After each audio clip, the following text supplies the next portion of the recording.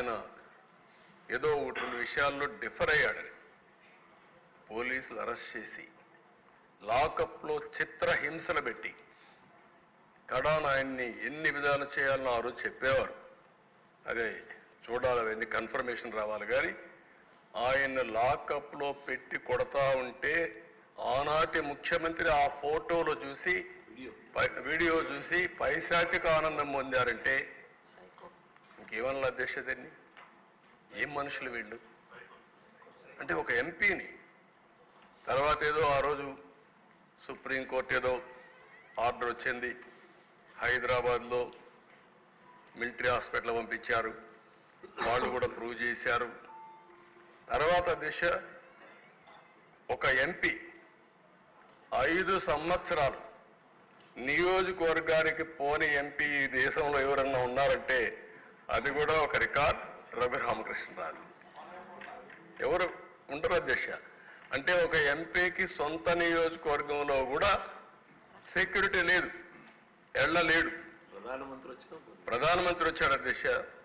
ఆయన పాప హైదరాబాద్ నుంచి రావడానికి ఆ రోజు ట్రైన్లో బయలుదేరాడు. బయలుదేరితే బేగంపేటకు వచ్చిన తర్వాత ఆయనకు మెసేజ్ వచ్చింది, నువ్వు ఈ ట్రైన్లో పోవద్దు, ఈ ట్రైన్లో పోతే నీ భోగి ఏదైతే ఉందో దానికి అగ్గిపెట్టి చంపేస్తారంటే సత్యనపల్లి దగ్గర ప్లేస్ కూడా చెప్పి పలాని ప్లేస్లో వాళ్ళు రెడీగా ఉన్నారు, ఇది యాక్సిడెంట్ కింద క్రియేట్ చేస్తారు అంటే బేగంపేటలో దిగి వెళ్ళిపోయారంటే అది కూడా ప్రధానమంత్రి ప్రోగ్రామ్ కూడా పోలేకపోయిన పరిస్థితి ఒక ఎంపీకి ఉందంటే ఇంకా లా అండ్ ఆర్డర్ ఎక్కడుంది దిశ. నెక్స్ట్ ఇది కొన్ని ఎగ్జాంపుల్స్ దిశ. కొమ్మారెడ్డి పట్టాపైన దాడి, ఆ కాళ్లపైన చూడనట్టు కొట్టారు. ఇంకో పక్క బ్రహ్మారెడ్డి ఆ రోజు ప్రతిపక్షంలో ఉండే ఒక సభ్యుడు మా ఇంటి మీదకి వచ్చాడు.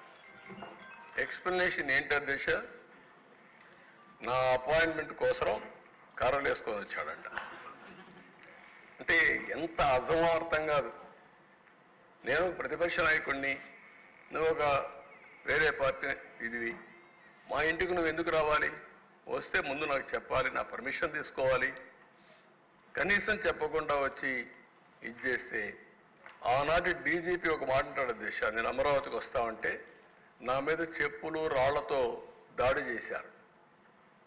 ఆయన స్టేట్మెంట్ ఇస్తాడు డీజీపీ. ప్రజాస్వామ్యంలో ప్రజలకు కోపం వచ్చినప్పుడు భావ స్వేచ్ఛ ఉందని ఒక స్టేట్మెంట్ ఇస్తాడు డీజీపీ. అదే మరి దీనిపైన కూడా వాళ్ళు స్టేట్మెంట్ ఇచ్చే పరిస్థితికి వచ్చారు. మొన్నే పుంగనూరులో రామచంద్ర యాదవ్ ఇంటిపైన దాడి చేయడం,